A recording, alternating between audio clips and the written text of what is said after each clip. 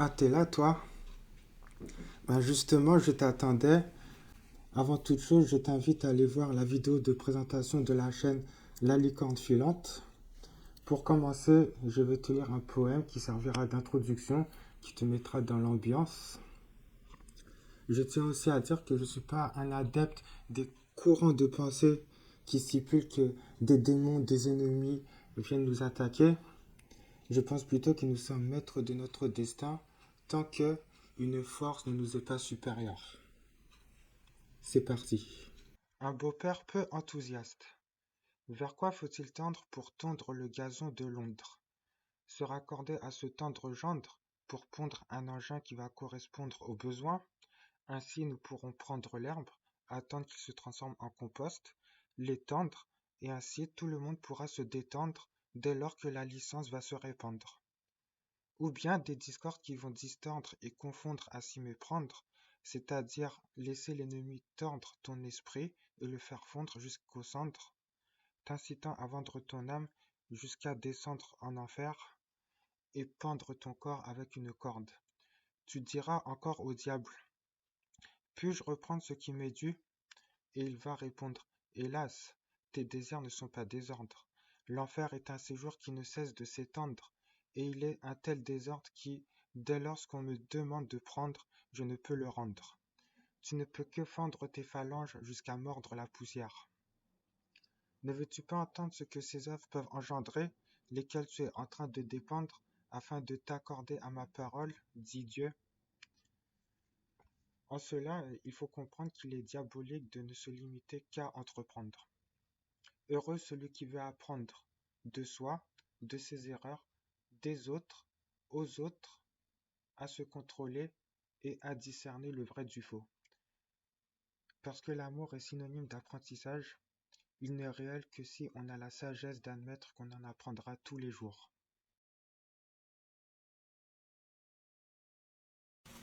Au commencement était la parole. Dieu fit demeurer la lumière dans les ténèbres. Et la lumière fut. Elle se déferle sous forme de rayons, aurore et tempête, sans jamais relâcher ses efforts inépuisables. Sans quoi la noirceur informe étendrait ses températures glaciales dans les entrailles de l'infini. L'ennemi, pour gagner du terrain, a créé des trous noirs afin que nul ne lui échappe, pas même la lumière. Dans ce combat acharné sans fin, Dieu décide alors de se concentrer sur le cycle des étoiles et des écosystèmes environnants afin de préserver assurément son royaume. Ce sont dans ces milieux sécurisés qu'il créa des planètes dont la nôtre et ainsi abriter des formes de vie. Le sixième jour, Dieu créa l'homme à son image, un être apte et censé écrire son histoire à la plume de sa foi. Or, la création, dès son apparition, a cherché à connaître le bien et le mal et s'est souvent détournée de son Créateur. Un jour, Dieu s'est confessé à moi dans le train. Tu sais, Stéphane, j'ai failli faire beaucoup d'erreurs sans mes qualités. J'ai pris des notes, puis en rentrant à la maison le soir et les jours suivants, je me suis mis à faire des recherches à ce propos. Puis une question subsista. Père, tu es irréprochable. Si toi-même tu as failli échouer, qu'est-ce que la perfection? J'ai fini par comprendre que nous avons déformé le mot parfait, malgré que nous connaissons plus ou moins bien l'Éternel. Aussi étonnant que cela puisse être, la malédiction, le regret, la colère et la supplication font partie de la perfection comme l'indiquent les passages suivants. L'Éternel se repentit d'avoir fait l'homme sur la terre, et il fut affligé en son cœur. Dieu vit qu'ils agissaient ainsi et qu'ils revenaient de leur mauvaise foi.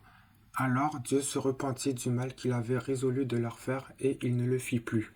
Jusqu'à quand laisserai-je cette méchante assemblée murmurer contre moi? Voici, je mets devant vous la bénédiction et la malédiction. La malédiction si vous n'obéissez pas au commandement de Dieu. Il lui adressa ses prières, et l'Éternel, se laissant fléchir, exauça ses supplications. Pourquoi méritez-vous par des œuvres de vos mains? Reviens, fidèle Israël. Il est plus facile à un chameau d'entrer dans le trou d'une aiguille qu'à un riche d'entrer dans le royaume de Dieu. Je ne vous ai jamais connu, Retirez-vous de moi, vous qui commettez l'iniquité. Depuis la mise en place d'un roi dans 1 Samuel jusqu'au détournement du peuple d'Israël dans 2 Chroniques, nous allons voir comment changer de mentalité en s'attardant sur les 4 premiers de ces 6 livres. L'étude va durer une vingtaine de minutes et à la fin, une synthèse permettra de démanteler et de retenir le plus important.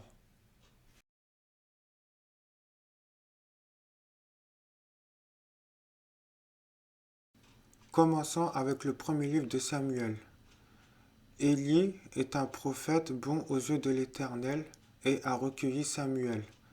En son temps, il y avait parmi le peuple ses propres enfants qui étaient désobéissants parce qu'ils couchaient avec des femmes étrangères, faisaient mal les sacrifices, donc le peuple était expié par Dieu à cause de leurs mauvais exemples notamment. Élie a été tué lors d'une bataille contre les Philistins pour récupérer l'arche de l'Alliance, les Philistins étant les ennemis jurés d'Israël à cette époque-là. Dans cette première génération, il y a aussi Elkana et Anne, les parents de Samuel.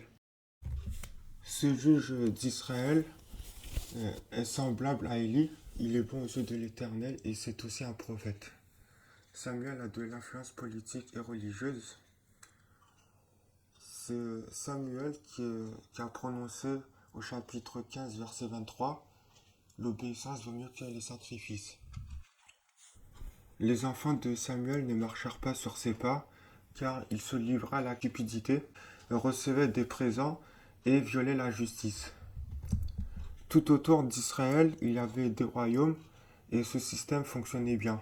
On pensait que les enfants de Samuel allaient être, au moins un d'eux, être le roi, mais on a préféré choisir Saül, un benjamite, qui a été oint par Samuel.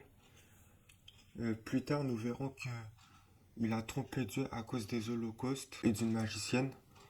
Il a même tenté de tuer son successeur David en vain. Saül a semé la terreur chez les Philistins et il a supplié un homme de le tuer. On peut aussi citer dans cette deuxième génération Isaïe, qui est le père de David, appelé par Samuel. Mais ce n'est pas un personnage très important. Donc nous allons présenter la troisième génération. Ici, qui ne sont autres que les enfants de Saül, Jonathan, le fils, qui mène avec succès des opérations militaires. Il se lie d'amitié avec David et Michal, la fille de Saül, par conséquent la sœur de Jonathan. Et bien évidemment David, le Bethléméite choisi par Dieu. C'est un poète, musicien et guerrier. David a combattu avec succès Goliath le Philistin. Saül était jaloux de lui. Donc nous avons les détails au chapitre 18. Et puis David a fui Saül à l'aide de Jonathan car il était persécuté. David a été persécuté au début de son règne et il sera persécuté à la fin de son règne. Passons à présent au second livre de Samuel. Précédemment, nous avons cité les rois d'Israël, Saül et David. David combattait aux côtés de Joab, son général de guerre. Il a gagné la guerre de Gabaon et évite la coalition qu'Abner voulait. Abner, c'est le général de guerre de Saül. Dans un premier temps, il a tenté de placer Ish-Boshet au trône à la place de David. Puis il s'est avoué vaincu à la guerre de Gabaon. Alors, il s'est rapproché de David à Hébron. Notons que Abner a suivi le même schéma que les enfants de Saül cités précédemment, à savoir Jonathan et Michal. Ish-Boshet, c'est un autre fils de Saül. Boana et Rekab, ce sont des membres de la tribu de Benjamin. Et voici ce qui s'est passé pendant cette guerre de Gabaon. Abner a fini par abandonner Ish-Boshet. Comme si cela n'était pas assez, Ish-Boshet s'est fait assassiner par Boana et Rekab. Pour faire régner la justice, David fait tuer Boana et Rekab. Et pour terminer, Joab assassine Abner. Bon, concentrons-nous maintenant sur le personnage principal qui est David, le nouveau roi d'Israël. Il conclut un accord avec les tribus du nord et s'empare de Jérusalem. À cette époque-là, le peuple ennemi d'Israël, ce sont les habitants des Philistins. C'est là-bas que l'arche de Dieu se trouvait, plus précisément à Kiryat-Jearim, qui est transportée à Jérusalem. David veut que l'arche ait une domiciliation fixe. Nathan, un prophète, lui révèle que ce sera son successeur qui fera construire un temple. Pendant le transport de l'arche, l'arche commençait à pencher sur le point de tomber. Uza, une personne en apparence bienveillante, a été pourtant emporté par la mort. Ce châtiment a semé une certaine incompréhension chez David. Plus tard, David rend grâce à Méphibosheth. C'est le fils de Jonathan, donc le petit-fils de Saül. Il faut savoir qu'il a un certain handicap. Voilà un hommage comme ça de temps en temps. C'est gratuit, ça fait toujours plaisir. Parlons à présent de la descendance de David. Nous avons Amon, Tamar, Absalom et nous avons aussi Salomon. Attardons-nous sur cet enfant-là. Donc Michal est une des femmes de David. Étant morte, le roi commet un adultère en couchant avec Bathsheba, la femme d'Uri. Ce dernier a été tué sous les ordres de David en apprenant qu'elle était enceinte. Encore un qui est né sous une mauvaise étoile. Mais bon, ça fait partie de la vie. Le premier enfant mourut. Il coucha encore avec elle, et c'est de là que Salomon naquit. Parfois, dans les familles, il y a certaines embrouilles, certaines chamailleries ou des dissensions. Et puis, les tensions peuvent parfois finir par s'apaiser. Ou bien, comme dans notre cas, les choses finissent par dégénérer.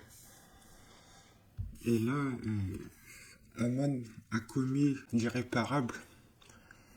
Il a violé sa sœur Tamar. Tamar s'est réfugiée chez Absalom. Et comment dire, Absalom, peut-être qu'il voulait être le successeur, mais en apprenant cette histoire d'inceste, il a dû se sentir impuissant et passif. Alors de son côté, il mène certaines actions que nous allons voir plus tard. Pour le moment, parlons de Shimei et Tsiba. Donc Shimei, c'est un homme de la famille de Saül. Tsiba, c'est le fils perfide de Méphibosheth. Et Méphibosheth, rappelons que c'est l'enfant de Jonathan, donc le fidèle ami de David. Il est donc vu comme un traître. Absalom, Shimei et Tsiba persécutent David à la bataille d'Éphraïm. Durant cette bataille, Sheba, un benjamite révolutionnaire, a été décapité à Éphraïm.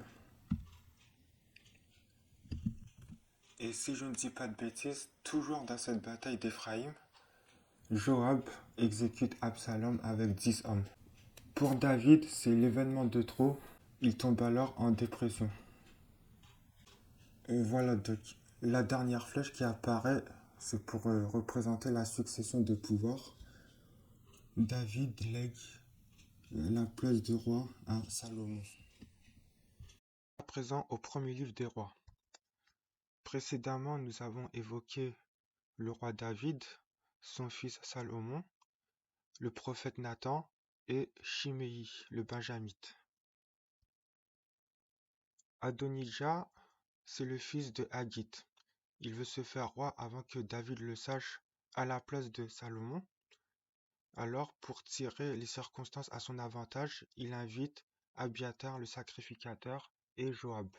Dans un premier temps, Salomon révoque Abiathar. Il le remplace par Tsadok, un autre sacrificateur. Il appelle aussi Benadja qui ne rigole pas. Il va d'abord tuer Adonijah, puis Shimei et enfin Joab. Donc Benadja, il suffit de prononcer son nom et tu connais déjà ton sort. Salomon, donc parlons de ce nouveau roi, c'est le fils de Bathsheba. il a été roi d'Israël et il plut à Dieu. On sait aussi qu'il aima beaucoup de femmes étrangères, dont la fille du pharaon. Plus tard, on verra qu'il a irrité l'Éternel, car il a déchiré l'alliance. Puisqu'il s'est marié à la fille du pharaon, il s'est aussi naturellement allié au père, donc le pharaon. Il s'est aussi allié à Hiram.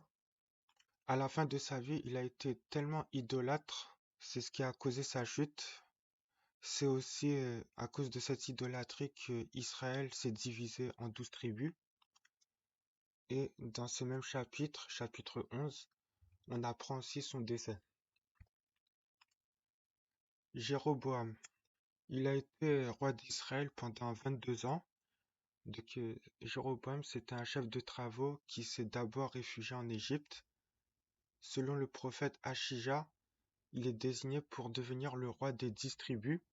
Selon aussi ce même prophète, il y a eu des malédictions qui ont été annoncées par le biais de sa femme. Dans cette cinquième génération, nous avons Roboam, qui n'est autre que le fils de Salomon. Il a prononcé cette phrase: «Je vous le rendrai encore plus pesant». C'est-à-dire qu'il ne marchait pas sur la voie de Salomon, quoique il était encore plus idolâtre. Il y a eu aussi des divisions en Israël et à Jérusalem, et il était le roi de l'Israël du Sud, qu'on appelait Juda. Par la suite, Abijam n'eut pas un cœur tout entier à l'Éternel durant son règne, qui a été court, 3 ans. Asa l'a succédé pendant 41 ans. Il fit, lui, par contre, ce qui est bon aux yeux de Dieu, c'est-à-dire qu'il a fait disparaître des prostituées et des idoles. Il y a eu, par contre, durant ce règne, des guerres contre Baécha. À la succession du roi Jéroboam, il y eut plusieurs rois, qui sont les rois d'Israël du Nord, aussi appelés Samarie.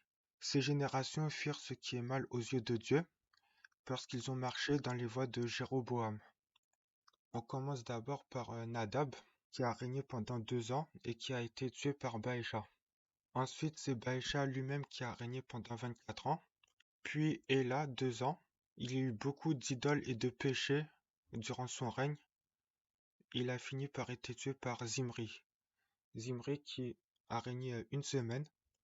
Puis il est mort brûlé dans son incendie dans la maison du roi. C'est Omri qui a régné à son tour pendant 12 ans. Puis son fils, Achab, qui a régné. Achab était un roi qui voulait corrompre les prophètes. Il voulait d'abord corrompre Élie. Puisqu'il n'a pas réussi, il a appelé Abdias, son chef de maison. Je n'ai pas présenté Jézabel, qui est sa femme. Elle aussi a tenté de discuter avec Élie. Élie ne l'entendait jamais de cette oreille. Qui est Jézabel? C'est une femme qui aimait beaucoup inviter les prophètes à sa table. 450 prophètes qui servaient Baal, 400 prophètes qui servaient Astarté. Donc c'est une femme qui avait beaucoup de pouvoir en cela. Pendant ce temps-là, Hazaël, roi de Syrie, cède son trône à son fils Ben-Hadad, et Élie cède sa place à Élisée. On voit que Achab a entretenu une guerre avec les Syriens. Du côté de Juda, c'est Josaphat, le fils d'Asa, qui a régné un quart de siècle. Avant son règne, il y eut la paix entre Israël et la Syrie pendant 3 ans. Puis un malentendu fait que il y eut des querelles à propos de certains biens. Josaphat ne l'acceptait pas car il marchait selon la voie de Dieu et la Syrie prenait lentement mais sûrement du terrain sur Israël. Achab et Jézabel se sont entendus pour persécuter Naboth. Alors Naboth, c'est un propriétaire de vigne. Il ne demandait rien à personne. Il cueille ses raisins, il fait son vin tranquillement. Et puis, le roi et la reine viennent le déranger. La convoitise a poussé Achab à exploiter de force le terrain de Naboth, sous prétexte qu'il se trouvait à côté de sa propriété. Naboth a fini par le maudire, et parce qu'il l'a maudit, alors on l'a lapidé. Quel triste sort. Encore quelqu'un qui est né sous une mauvaise étoile. À la fin du livre, Achab et Josaphat s'assoient à la même table que Michée. Michée est un prophète. Et Michée n'était pas un prophète corrompu. Et du coup, il était plutôt dans les mêmes visions et les mêmes idées que Josaphat. Achab a consulté Michée parce que Élie ne dit pas ce qu'il voulait entendre.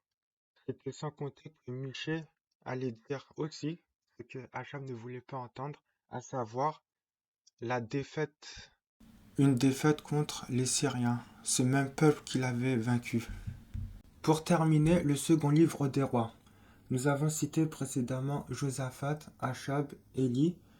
Il verra aussi s'afficher dans le schéma Élisée, Ben-Hadad et Hazaël.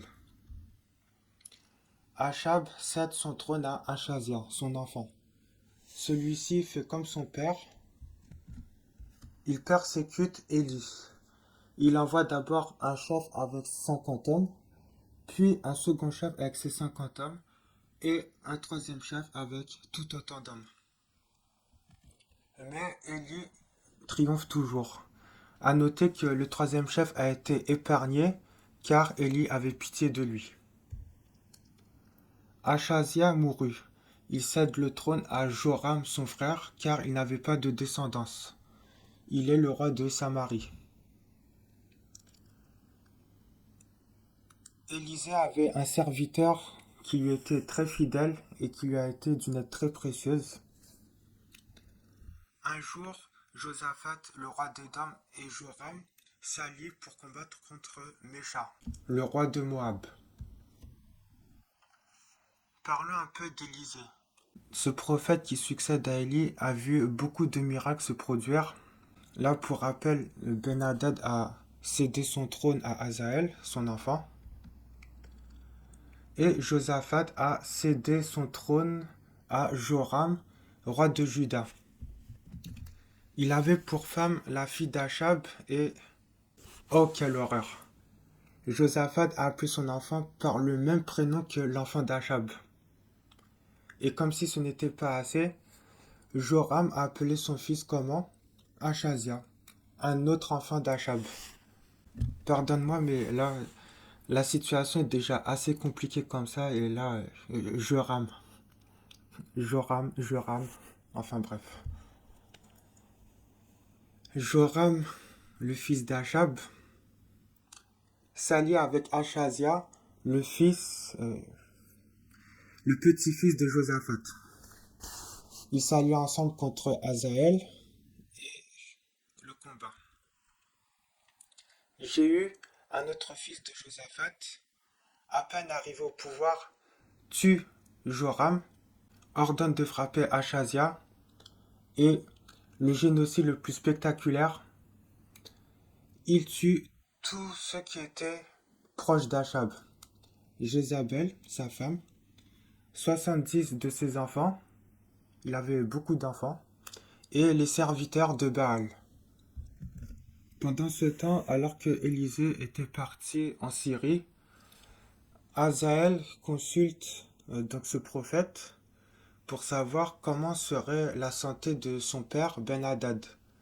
Il lui a répondu qu'il allait guérir, mais que, à peine guéri, il allait mourir. Et c'est ce qu'il s'est produit. Ensuite, les descendants qui ont régné en Israël. Il y a tout d'abord Joas, qui était bon aux yeux de l'Éternel. Il donne l'or de ses pères à Hazaël. Du côté de Jéhu, nous avons Joachaz, puis Joas, puis Amathia, Azaria. Du côté de Joas, nous avons Jéroboam, Zacharie, Scalom, Jotam, Achaz. Puis les descendants d'Azaria sont dans l'ordre Menahem, Pekakia, ou Pekakia, je ne sais pas, et Pekak. Puis vient au tour d'Osée de régner. Il paye un tribut à Salmanassar, le roi d'Assyrie. Dans la lignée d'Achazia, le fils d'Achaz, Ézéchias, paye lui aussi un tribut, mais à Sanchérib. Il n'est pas l'enfant de Salmanassar, mais a quand même succédé à sa place en tant que roi d'Assyrie. Ésaïe est un prophète qui a conseillé puis guéri Ézéchias. La situation d'Ézéchias permet d'affirmer que Ésaïe a accompli un miracle. Après Osée, c'est au tour de Manassé de régner, puis d'Amon, ensuite Josias, roi de Jérusalem, et ensuite Joachaz. Après Joachaz, c'est au tour de Eliakim qui prend le pouvoir, et Nécho le pharaon le renomme en Joachim. Puisque cela a fonctionné, donc Ézéchias a cédé le pouvoir à Joachim, et le roi Nebuchadnezzar a renommé le successeur de Joachim, Sédécias, en Mattania. Il y a donc là un réel désir de déshumaniser, et ainsi s'achève le royaume d'Israël.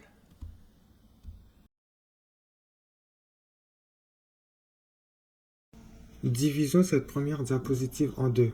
Il y a d'une part Élie et Samuel, et d'une autre part le couple Elkana-Anne avec Saül. Ceux qui sont prophètes ont eu des enfants désobéissants, tandis que les autres ont eu des enfants plutôt obéissants. Les enfants d'Élie commettaient des péchés différents des enfants de Samuel, mais dans tous les cas, c'étaient des péchés qui étaient précurseurs pour l'avenir d'Israël. Mais comment expliquer ces comportements d'avec les enfants de Saül, c'est-à-dire Jonathan et Michal, qui d'après la Bible étaient irréprochables? L'éducation ne fait pas tout. Dans la vie, soit on travaille, soit on se consacre à sa vie de famille. Je veux dire par là, on ne peut pas être au four et au moulin, à moins que on emporte le four dans le moulin. Et là, que ce soit Élie ou Samuel, ils consacraient beaucoup de temps pour le peuple et probablement pas beaucoup pour leurs enfants. Ce qui laisse supposer que les descendants d'Élie et de Samuel étaient souvent livrés à eux-mêmes. De plus, comme la majorité des enfants, ils devaient manquer d'affection. Être prophète ou juge, surtout à cette époque en Israël, était un trop haut rang dans la société. Leurs enfants avaient donc une notoriété malgré eux que ni leur expérience ni leur maturité ne pouvaient assurer, ce qui les rendait par conséquent vulnérables. Il s'est formé une sorte de bulle spéculative autour d'eux, ce qui les a fait croire que tout est possible en peu de temps avant d'être déchu. Il n'y a pas dans ce premier livre de successeur par les liens du sang. Élie, habitué à la pureté selon les lois, était d'autant plus offusqué de ne pas s'être rendu compte de la perversion de ses enfants et surpris de la prendre par d'autres, plutôt que de s'en rendre compte par lui-même. C'est pourquoi Élie a fini par affectionner Samuel. De même, c'est pourquoi Samuel a oint Saül. Mais là encore, Samuel s'est trompé sur le choix du premier roi d'Israël. La théocratie l'a emporté pour désigner un meneur assidu et vaillant, David. En soi, il est devenu roi parce qu'il plut à Saül, dans un premier temps, je précise, puis parce qu'il a battu Goliath. Cette deuxième diapositive peut se résumer facilement. Seul David est dans l'adoration. La durée de sa vie n'a pas suffi à achever le projet de construction du temple de l'Éternel. Ceci a pour objectif d'atteindre plus de monde, les fidéliser et les discipliner. Ironie du sort, il n'a eu le soutien que des enfants de Saül, l'ancien roi qui a fini par le détester par jalousie. Ses propres enfants ont mené leur vie, ou bien on chercha à le destituer, sinon le tuer. Le cas d'Abner est intéressant. Ce représentant de Saül a profité d'une faveur de David pour éliminer un de ses enfants. Car quoi de mieux pour déstabiliser l'adversaire que lui ôter ce qui lui est le plus cher. Inversement, en se prenant directement à la personne visée, il y a de fortes chances d'être heurté à de la résistance, voire faillir à sa mission. Cette transmission de pouvoir a commencé à diviser le royaume. Je pense que tout s'est fait dans la précipitation plutôt que dans la préparation. Procrastiner selon le temps du dieu grec Kairos évite donc ce genre d'altercation. Dans cette troisième diapositive, les dieux sont littéralement des mascottes que l'on pourrait identifier par des insignes ou des badges qui s'accrochent avec un trombone sur les t-shirts. Le pays est franchement divisé en deux et tous les coups sont permis. Du côté de Juda, Salomon et ses descendants sont plutôt tournés vers les Égyptiens à cause de l'alliance entre Salomon et la fille du pharaon. Il coucha encore avec 1 millier de femmes étrangères. Du côté de la Samarie, les descendants de Jéroboam sont plutôt tournés par Jéroboam lui-même. Enfin, à deux veaux qu'il a fait bâtir pour discréditer Roboam et ses actions. Parmi les descendants, on peut citer Achab. Et comme si c'était pour lui peu de choses de se livrer au péché de Jéroboam, il prit pour femme Jézabel. Alors, il servait aussi Baal et Astarté. Cette alliance était puissante car elle attirait bon nombre de prophètes venus entre autres d'Assyrie et de Babylone. Parfois nous confondons le zèle avec l'orgueil. À trop vouloir en faire, nous encourons le risque de nous perdre ainsi que le contrôle. Il est alors préférable de préserver son âme plutôt que de gagner le monde parce qu'après tout, on ne peut aider son prochain qu'en étant suffisamment égoïste pour couvrir nos propres besoins. Quatrième et dernière diapositive. Attaquons directement l'encadré du milieu. Le dieu Baal exige de sacrifier des enfants. Pourquoi ? Un enfant est par définition pur et innocent puisque sans expérience.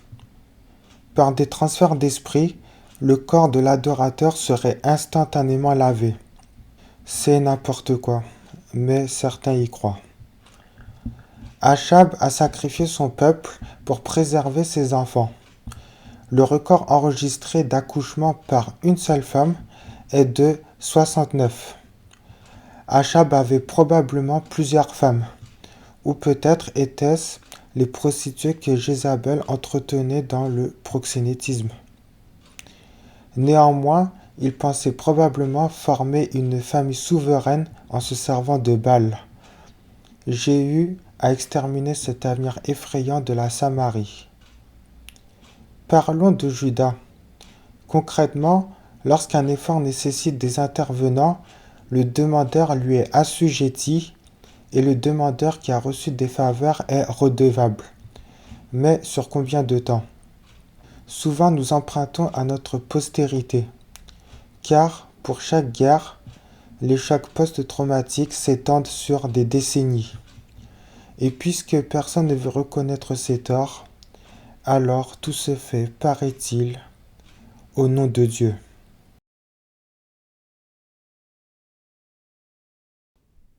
Les personnes qui proclament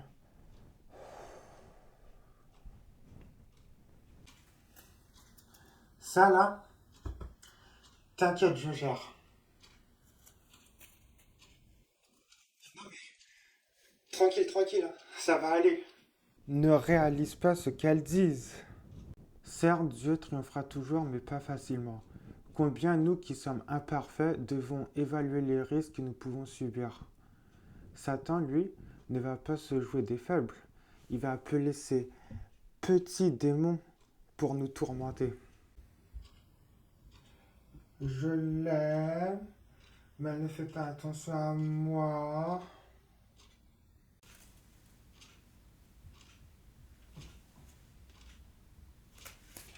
Démon, vous êtes là? Nous voici, maître.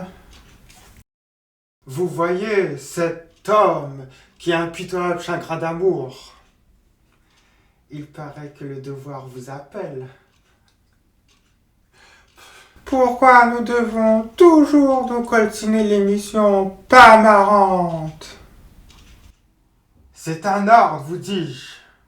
À moins que vous ne vouliez pas suspendre pendant ce laps de temps cette souffrance sans fin.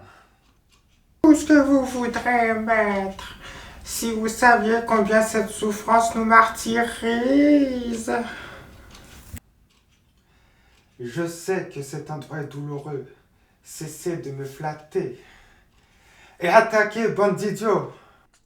En revanche, si tu es édifié, telle une personne convoitée par son charme, j'entends charme par le fruit de ses efforts. Satan dira: Eh, tu vois la femme de ton cousin qui pleurniche? Elle est belle, elle est marrante, elle a tout pour plaire. Je te la donne. Tes tentations? Je n'en ai que faire.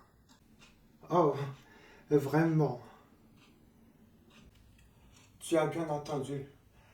Puis disposer de ma vue. Vraiment. Au revoir. Tu sais, nous avons passé tellement de bons moments excitants ensemble. Tu risquerais d'être nostalgique. Oh, suis-je bête? Mais c'est bien sûr. Tu reviens sur ta décision? Je voulais te dire adieu. Qu'est-ce que tu en penses de ce jeu de mots? Tu ne t'y attendais pas, hein?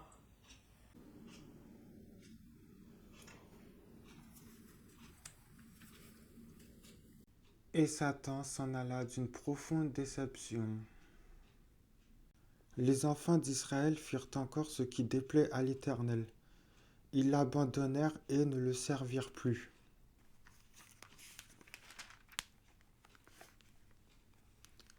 Le Seigneur dit: Quand ce peuple s'approche de moi, il m'honore de la bouche et des lèvres, mais son cœur est éloigné de moi, et la crainte qu'il a de moi n'est qu'un précepte de tradition humaine.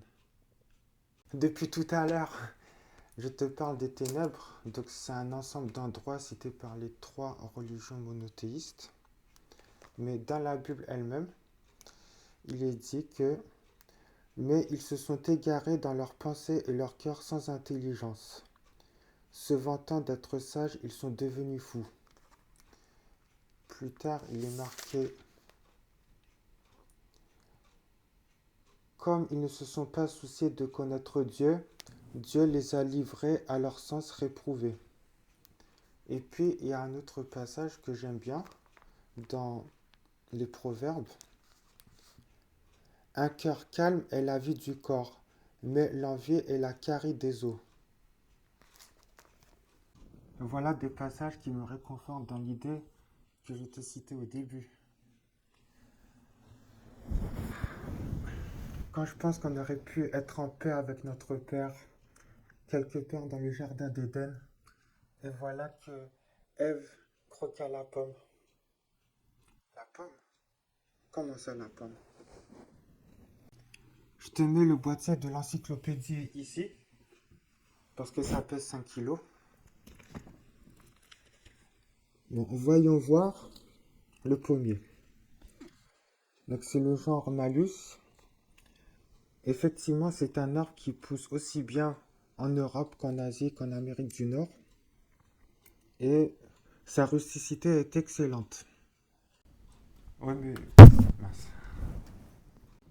Oui, mais vous imaginez un pommier qui pousse entre le Tigre et l'Euphrate en plein milieu du désert en Israël.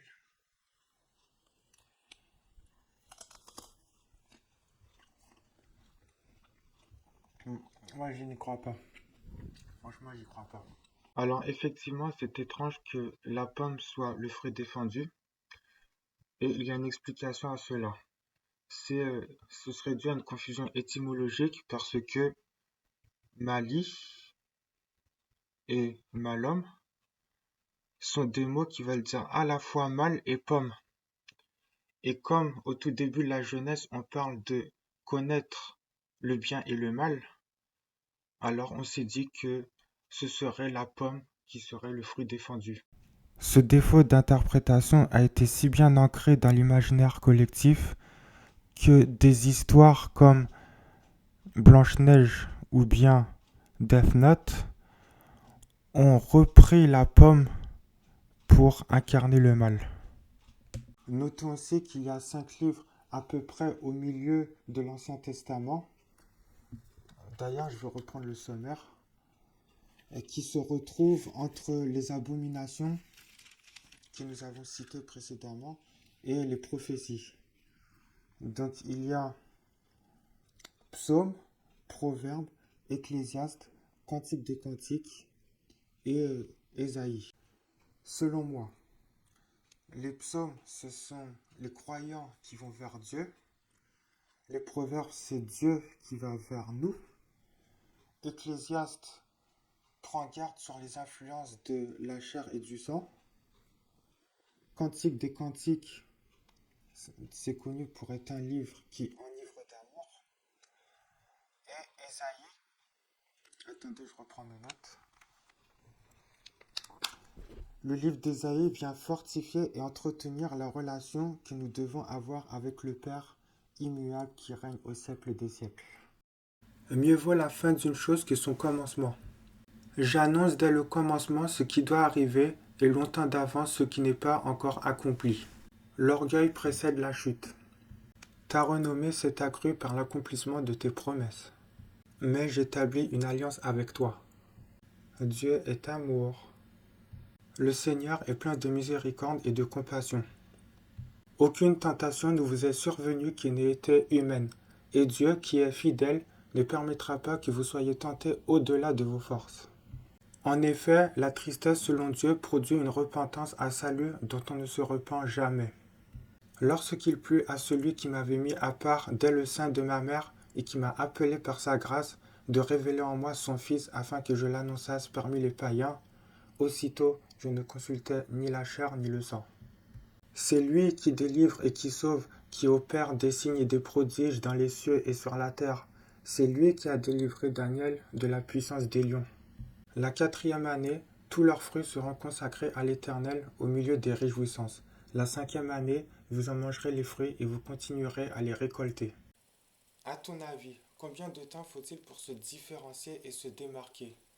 Eh bien, si on prend 7, le chiffre du bâtiment, 3 pour le Père, le Fils et le Saint-Esprit, et 0 pour aucune pensée négative dans notre foi, ça fait 730. Un an, c'est 365 jours. 730 divisé par 365, ça fait 2 ans. Si on se réfère à Lévitique 19-24, eh bien, il est indiqué que au bout de 4 ans, on va porter du fruit. Et après 5 ans, nous sommes... Les aveugles peuvent être théoriquement presque 1 million de fois plus rapides que nous si on prend en compte la vitesse de la lumière et la vitesse du son. D'autres handicapés ne sont pas munis de bras, mais alors on ne peut rien faire. Il faudrait que mon tonton lui vienne en aide. Détrompe-toi, dit Dieu, et pour te le prouver, je défie ton oncle et mon biplégique en duel. Pff, pas de problème, les doigts dans le nez.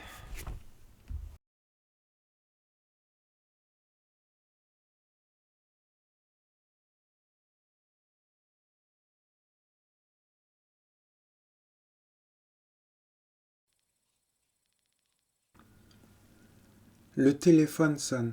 Le tonton met du temps avant de réaliser que sa sonnerie retentit. Puis, il chausse ses lunettes, prend le temps de lire qui l'appelle et au moment d'appuyer sur le téléphone vert, la tentative d'appel prit fin.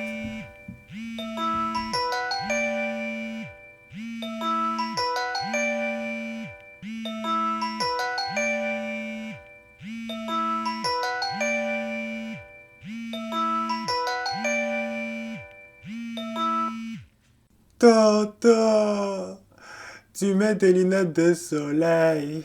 En plus, tu les mets au bout de ton nez. Monsieur du Tu flamant regardes rose. encore au-dessus de tes lunettes. Oui, allô, j'écoute. Ah. Bien, moi, c'est le pied.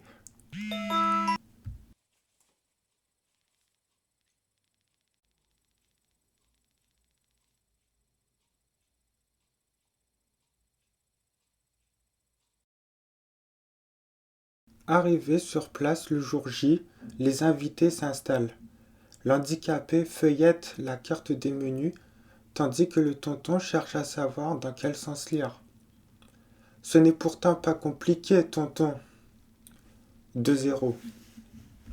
Les menus sont servis. L'handicapé mange avec les baguettes. Le tonton, quant à lui, a du mal à se débrouiller avec les baguettes, si bien qu'il réclame des couverts. Fais un effort, on est en train de perdre. 3-0. La soirée se poursuit. Il s'agit d'une soirée pyjama party. L'handicapé fait un château de cartes puis les mélange. Mais il n'est pas d'eau pour bluffer. 3-1. Puis il faut une partie d'échecs. Échec et mat. 4-1. Alors, rétorqua Dieu. Convaincu? Je m'incline. Désormais, je n'aurai pas autant pitié des handicapés. Je me repens d'avoir eu pitié d'eux. And the winner is diplégique.